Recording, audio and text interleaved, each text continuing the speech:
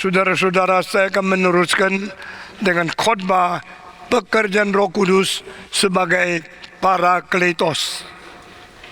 Kita sudah bicara tentang Roh akan datang, dia menjadi penasihat, dia menjadi penolong, dia menjadi penghibur yang diam di dalam diri orang Kristen. Nah, saudara-saudara, Alkitab mengatakan Yesus pergi kepada Bapa supaya Roh Kudus boleh turun. Apakah sebabnya?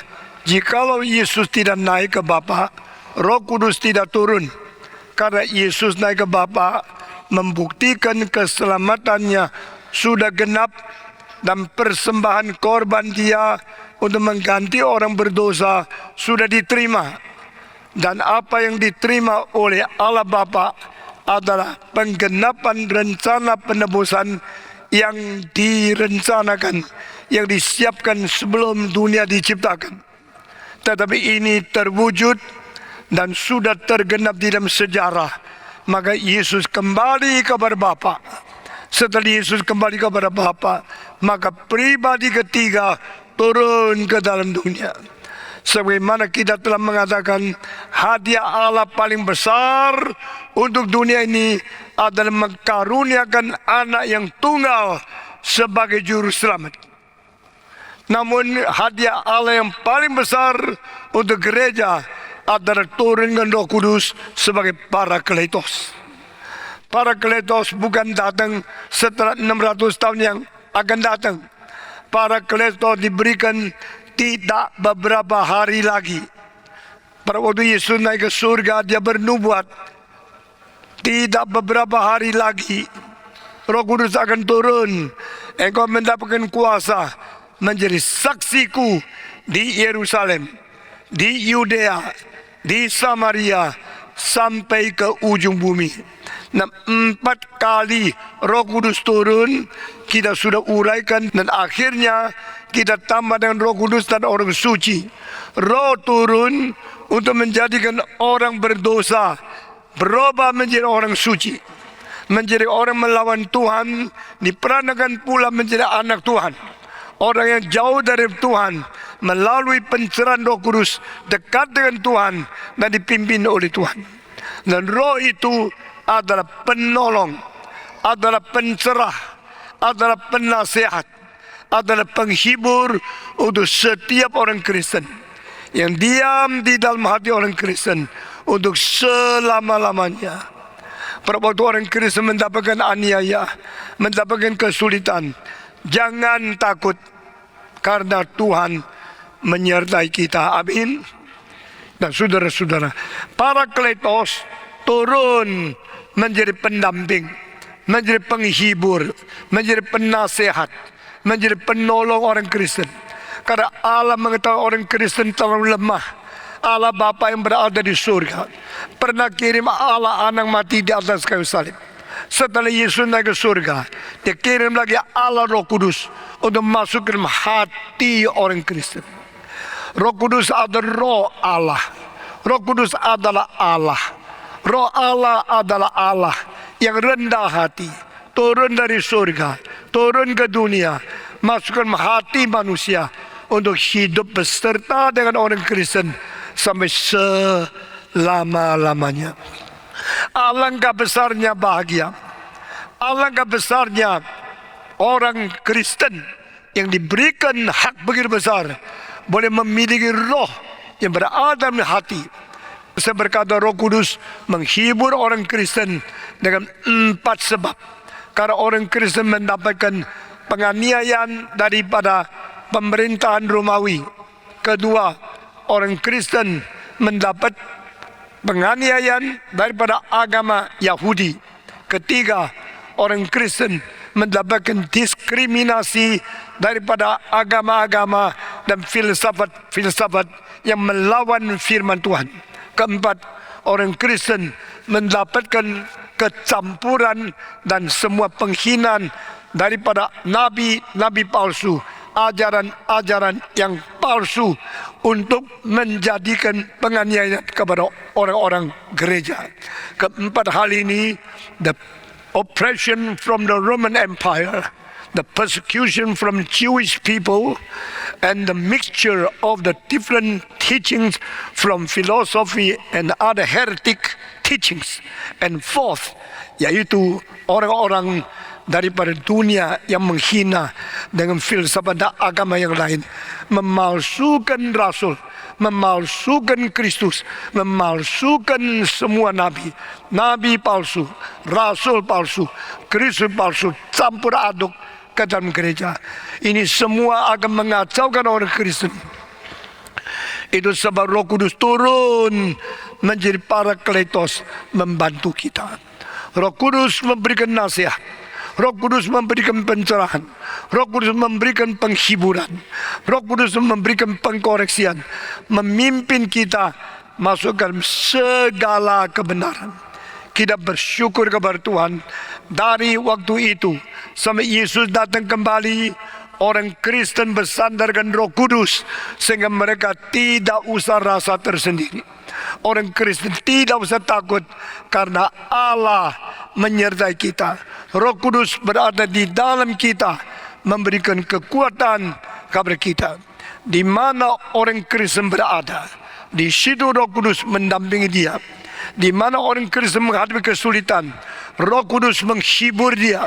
Di mana orang Kristen dapatkan ajaran campuran yang merusak, Roh Kudus memberikan penjelasan dan memimpin kita masuk ke dalam segala kebenaran. Ini pekerjaan daripada Parakletos. Saudara-saudara, saya sendiri membuktikan dan saya sendiri mempunyai keyakinan dan mengalami penyertaan Roh Kudus. Saya tidak pernah takut karena saya tahu hidup kita berada di dalam tangan Tuhan Allah. Semenjak umur 17, saya berdoa kepada Tuhan, kalau Tuhan memungkinkan, jadikan saya kaum martir, jadikan saya mati syahid, jadikan saya mati untuk Kristus sebagai orang yang dipilih di dalam kelompok martir-martir. Di dalam Alkitab, di dalam kitab Wahyu, ada orang martir yang suara darahnya berkata kepada Tuhan, ya Allah yang adil, kapankah engkau melaksanakan keadilan? Kapankah engkau membalas dendam karena orang-orang yang mati bagimu? Tuhan Allah menjawab, berhenti dulu, jangan bicara, tunggu sabar sampai yang mati seperti engkau jumlahnya cukup, angkanya penuh, baru aku akan membalas dendam bagi mereka. Tuhan bukan tidak mengetahui, Tuhan mengetahui segala sesuatu terjadi. Saudara-saudara, Roh Kudus menolong kita.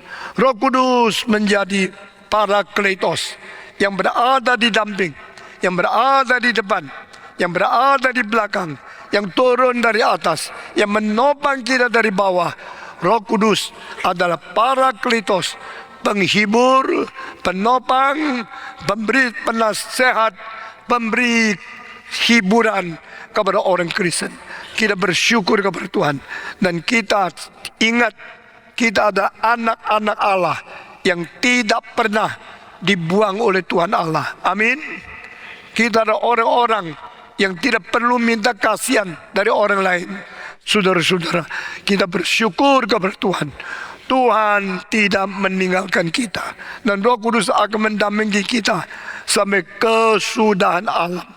Saudara, menurut catatan di dalam sejarah dari abad pertama, abad kedua, abad ketiga sampai abad keempat, tahun 325, barulah orang Kristen mendapatkan kebebasan. Karena seorang kaisar yang bernama Konstantin sendiri menjadi orang Kristen. Ada satu lukisan, The Victory of Constantine. Dia berada berperang dengan musuhnya dan akhirnya musuhnya jatuh dan dia menang. Waktu dia menang, dia mengumumkan kerajaan Romawi tidak lagi boleh menganiaya orang Kristen. Kerajaan Romawi mengumumkan agama resmi adalah agama Kristen. Saudara-saudara, Roh Kudus menjadi Parakletos, menghibur kita, menguatkan kita sampai kapan? sampai Kristus datang kembali. Jadi di tengah-tengah Kristus sudah naik ke surga dan dia akan datang kembali. Di dalam saat ini kita melihat banyak penganiayaan. Di dalam abad pertama, Caligula, Nero, Trajanus, Vespasian, Diocletian. Lalu ada juga lagi dari abad kedua, Marcus Aurelius. Dan juga ada lagi Jenderal Titus dan sebagainya. Satu persatu penganiayaan datang kepada orang Kristen, sehingga orang Kristen lari ke bawah tanah. Di kota Roma ada katagum yang berada di bawah tanah. Orang Kristen beratus-ratus ribu bersembunyi di sana. Mereka berpuji-pujian kepada Tuhan. Mereka berbakti kepada Tuhan. Tidak berani di hadapan karena terlalu besar ketakutan, terlalu besar penganiayaan. Maka katagum panjangnya sampai 1.700 meter, lubang di bawah tanah untuk berbakti kepada Tuhan. Di Indonesia kita boleh melayani di gedung yang gereja seperti ini. Kita berada di atas muka bumi. Kita tidak perlu simpan-simpan. Kita perlu sembunyi. Kita tidak perlu masuk ke lubang di bawah tanah. Tapi jangan lupa, orang Kristen pada abad pertama, mereka dianiaya, menakutkan. Tetapi mereka tidak mundur. Mereka bahkan terus maju.